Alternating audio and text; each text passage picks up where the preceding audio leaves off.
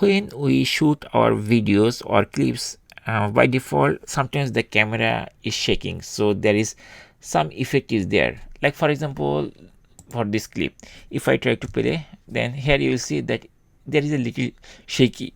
That means the image or videos are not stable.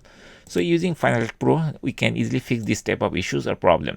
So to fix that problem, at first we need to click the clip which we want to fix this type of shaky or stabilization problem.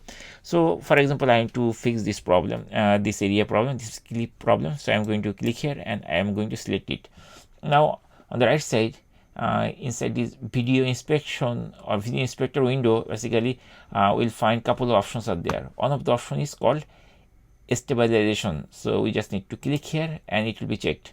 Now here we need to check this part, like tripod mode. We just need to click here and it will be checked.